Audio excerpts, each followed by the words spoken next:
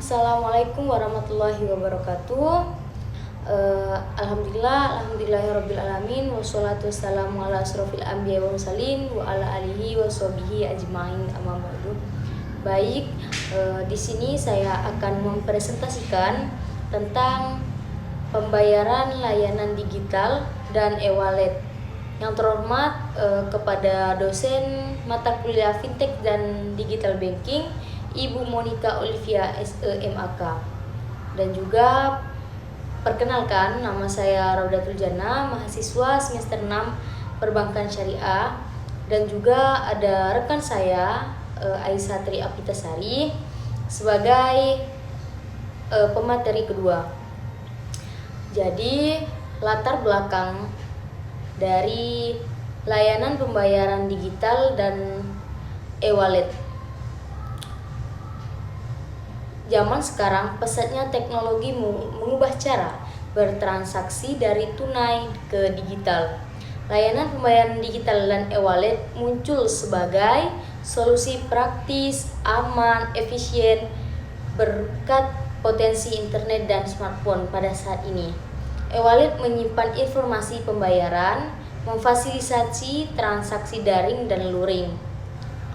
Faktor pendorongnya adalah kemudahan, keamanan, efisiensi, dan inklusi keuangan. Di Indonesia saat ini, adopsinya sangat cepat didukung populasi muda, potensi internetnya tinggi, dan regulasi yang mendukung. Layanan ini menguntungkan konsumen dan bisnis, meski tantangan keamanan dan literasi digital perlu diatasi. Lalu, saya akan menjelaskan lebih rinci lagi terkait layanan pembayaran digital tersebut. Namun sebelum itu saya akan membacakan rumusan masalah yang akan saya jelaskan pada materi kali ini. Yang pertama, rumusan masalahnya yaitu apa sih pengertian dari layanan pembayaran digital tersebut. Terus yang kedua, apa saja jenis-jenis layanan pembayaran digital. Terus manfaat layanan digital apa saja, dan apa tantangan dan resiko yang akan kita hadapi jika kita menggunakan layanan pembayaran digital. Lalu rumusan masalah yang kedua yaitu apa sih pengertian dari jenis-jenis e-wallet, terus pengertian e-wallet, terus jenis-jenis e-wallet apa saja, dan apa manfaat layanan pembayaran e-wallet. Namun saya akan menjelaskan secara singkat saja terkait latar belakang dari perkembangan layanan digital atau pembayaran layanan digital tersebut. Jadi perkembangan teknologi informasi saat ini telah mengubah cara manusia berinteraksi, termasuk dalam aktivitas ekonomi dan keuangannya. Salah satu inovasi yang berkembang pesat adalah layanan pembayaran digital. Di masa lalu, transaksi umumnya dilakukan secara tunai atau melalui mesin ATM. Namun, saat ini cukup dengan smartphone dan koneksi internet, masyarakat bisa melakukan transaksi kapan saja dan di mana saja. Kemudahan ini semakin terasa terutama saat pandemi kemarin. Kan ketika pandemi kita dilarang face to face itu kan, bicaranya dengan lawan bicara kita atau dengan teman-teman dan tetangga yang lainnya. Ketika kontak fisiknya itu kan dilarang karena akan mungkin terjadinya penularan penyakit tersebut. Terus dengan adanya pembayaran digital pada saat itu sangat membantu sekali, karena dengan hanya menggunakan smartphone atau handphone kita bisa mentransfer uang atau mengirim uang dimanapun dan kapan saja. Terus saya akan melanjutkan apa itu layanan digitalnya. Namun ini secara singkat ya. Layanan pembayaran digital adalah sistem transaksi non-tunai yang memanfaatkan perangkat elektronik dan koneksi internet untuk melakukan pembayaran. Proses ini menggantikan transaksi fisik dengan sistem digital yang lebih cepat, praktis, dan efisien. Terus saya akan melanjutkan yaitu jenis-jenis layanan pembayaran digital. Yang pertama itu ada dompet digital. Terus yang kedua mobile banking atau internet banking. Yang ketiga itu ada kris. Yang keempat ada virtual account atau payment gateway. Terus yang kelima ada namanya contactless payment atau NVC. Jadi jenis-jenis layanan pembayaran digital itu ada banyak teman-teman. Yang pertama dari e-wallet sendiri. E-wallet sendiri itu contoh aplikasinya itu seperti Dana, OVO, ShopeePay, GoPay atau link aja. Terus di layanan mobile banking dan internet banking. Jadi layanan dari bank yang mungkin atau memungkinkan nasabah melakukan transaksi melalui ponsel dan komputer. Jadi fiturnya itu ada transfer, cek saldo, bayar tagihan listrik atau pembelian pulsa dan lain sebagainya. Jadi dengan menggunakan mobile banking atau internet banking, kita tidak perlu jauh-jauh ke ATM untuk transfer uang dan lain sebagainya. Cukup menggunakan handphone dari rumah. Terus dari kris, itu namanya standarisasi QR atau kode pembayaran dari Bank Indonesia. Fiturnya yang pertama memudahkan transaksi karena satu kris bisa digunakan oleh semua e-wallet. Jadi jika kita menggunakan kris, kita tidak perlu yang adanya yang namanya admin. Jika kita ingin mentransfer dari bank ke e-wallet atau ke sesama bank atau lain bank itu tanpa digunakan admin sedikit pun. Lalu yang keempat ada namanya virtual account atau payment gateway. Fitur ini atau pembayaran digital ini digunakan untuk transaksi online di mana pelanggan diberi kode pembayaran khusus. Itu namanya virtual account, itu pembayaran kode khusus untuk kita. Misalnya kita akan mentransfer GoPay, itu kan menggunakan virtual account. Jadi kita sendiri, karena setiap orang atau setiap transaksi itu akan beda gitu virtual account-nya. Terus manfaat, jadi sedikit banyaknya pasti banyak manfaatnya dari penggunaan pembayaran digital tersebut. Yang pertama itu cepat dan efisiensi. Jadi transaksinya itu selesai dalam hitungan detik, tidak perlu lama-lama lagi. Terus yang kedua itu praktis, tidak perlu membawa uang tunai. Jadi kita tidak perlu membawa uang tunai, cukup dari handphone saja. Terus aman, tidak ada risiko kehilangan uang secara fisik. Jika bicara tentang kehilangan uang secara fisik itu tidak mungkin karena uangnya juga berbentuk dengan saldo gitu. Terus yang keempat itu tercatat digital. Semua transaksi memiliki riwayat jelas. Jadi itu ada buktinya semua teman-teman. Seperti bukti transfernya, jika ingin mentransfer juga pasti harus ada pembuktiannya gitu kan. Terus tantangan apa saja sih yang akan kita dapatkan jika menggunakan layanan pembayaran digital? Terus yang pertama itu risiko keamanannya. Mungkin cukup agak mengerikan ya terkait dengan keamanan data pribadi. Misal kita salah menggunakan jaringan tersebut atau layanan tersebut.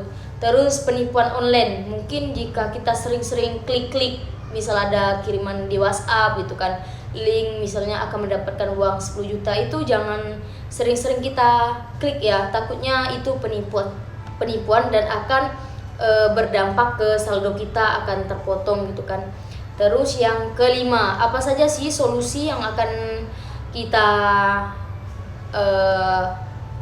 upayakan terkait pencegahan dari hal-hal yang tidak kita inginkan? Yang pertama itu gunakan fitur keamanan tambahan, misalnya seperti PIN atau OTP sidik jari, itu jangan sampai orang lain tahu. Terus cek aplikasi resminya, pastikan hanya mengunduh aplikasi pembayaran dari sumber resmi, misalnya Play Store atau App Store tersebut. Terus dukungan regulasinya, peran Bank Indonesia dan OJK sangat penting dalam mengatur dan mengawasi layanan digital agar tetap aman dan adil. Jadi hanya ini yang dapat saya sampaikan tentang pembayaran layanan digital. Akan dilanjutkan oleh rekan saya yaitu Aisatri Apitasari tentang layanan e-wallet. Terima kasih. Baik, saya akan melanjutkan memperhatikan materi yang selanjutnya, yaitu layanan pembayaran e-wallet. E-wallet atau dompet digital adalah layanan elektronik yang memungkinkan pengguna menyimpan informasi pembayaran seperti dana, kartu bank, melakukan transaksi secara daring maupun luring melalui aplikasi dari perangkat seluler. Yang selanjutnya, jenis-jenis pembayaran e-wallet. E-wallet berdasarkan penerbitnya. E-wallet dari perusahaan fintech seperti GoPay, OVO, Dana, dan Link Aja. Selanjutnya, e-wallet dari bank, misalnya mobile banking dan fitur pembayaran. Yang selanjutnya, e-wallet dari e-commerce, yaitu Shopee. Dan yang terakhir, e-wallet dari operator telekomunikasi, yaitu Link Aja. Berdasarkan fiturnya, pembayarannya yaitu QRIS, transfer dana atau penggunaan, tarik tunai pada beberapa e-wallet, pembelian pulsa atau paket data, pembayaran tagihan listrik, dan fitur investasi atau layanan keuangan lainnya. Selanjutnya, manfaat layanan pembayaran e-wallet. Manfaat yang pertama yaitu kemudahan dan kepraktisan. Transaksi tanpa uang tunai kapan saja dan di mana saja. Yang selanjutnya, kecepatan transaksi. Pembayaran instan dengan scan kode QR atau beberapa klik. Yang selanjutnya, keamanan. Dilengkapi fitur keamanan seperti PIN, sidik jari, dan lainnya. Yang selanjutnya, riwayat transaksi otomatis, yaitu memudahkan pemantau untuk memantau pengeluaran dan pemasukan terhadap e-wallet tersebut. Yang selanjutnya, tantangan dan risiko layanan pembayaran e-wallet. Yang pertama, tantangan pertama itu keamanan data. Risiko pretesan atau kebocoran data pribadi. Yang kedua, penipuan, yaitu phishing atau social engineering, yaitu upaya pihak tidak bertanggung jawab untuk mendapatkan akses akun. Selanjutnya, ketergantungan pada teknologi, membutuhkan perangkat dan koneksi internet. Selanjutnya, keterbatasan penerimaan. Belum semua merchant menerima pembayaran e-wallet. Biaya transaksi. Biaya transaksi adalah pada beberapa kasus adanya biaya admin untuk transaksi tertentu. Saldo tidak dapat ditarik. Pada beberapa jenis e-wallet, dana hanya bisa digunakan untuk transaksi. Yang selanjutnya, solusi dan upaya pencegahan terhadap layanan pembayaran e-wallet. Yang pertama yaitu pilihan penyediaan e-wallet terpercaya. Pastikan terdaftar dan diawasi oleh otoritas jasa keuangan, yaitu Bank Indonesia. Yang selanjutnya, aktifkan fitur keamanan menggunakan PIN yang kuat, sidik jari, dan verifikasi 2 langkah atau ganti PIN secara berkala. Jaga kerahasiaan informasi akun. Jangan bagikan username, password, atau kode OTP kepada siapapun. Yang selanjutnya, waspada tawaran mencurigakan. Jangan mudah percaya pada promo atau permintaan informasi pribadi yang tidak wajar. Gunakan jaringan internet yang aman. Hindari penggunaan Wi-Fi atau publik saat bertransaksi. Pembaharuan aplikasi secara rutin untuk mendapat fitur keamanan secara terbaru. Yang selanjutnya, batasi saldo. Isi saldo e-wallet sesuai kebutuhan. Yang selanjutnya, pantau riwayat transaksi secara berkala untuk mendeteksi aktivitas mencurigakan. Mungkin hanya itu yang dapat saya sampaikan.